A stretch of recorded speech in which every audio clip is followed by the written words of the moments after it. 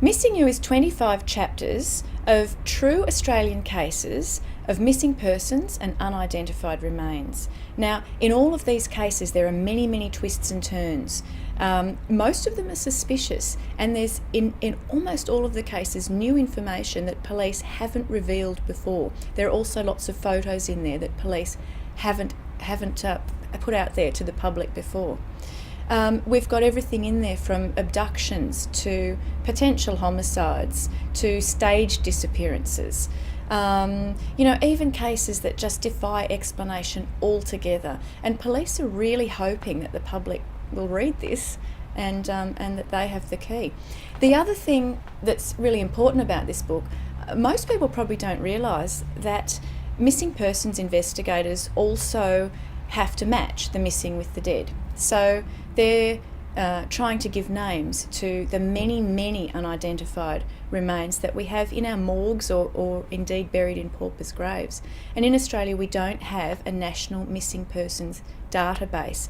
So this book is also an attempt to nationally publicise some really important cases, and again with the view to helping police solve them. I'm a journalist. I've got a background in news and current affairs, and I've worked on a few crime shows. So I've worked with police quite a lot. I was a reporter on Australia's Most Wanted. I was the series producer of Missing Persons Unit. Obviously, this is where I got my interest. And I've also worked on other shows, involving enforcement, like border security, for example. But I've been a producer on many, many TV shows, and I've also worked in print as a features writer as well.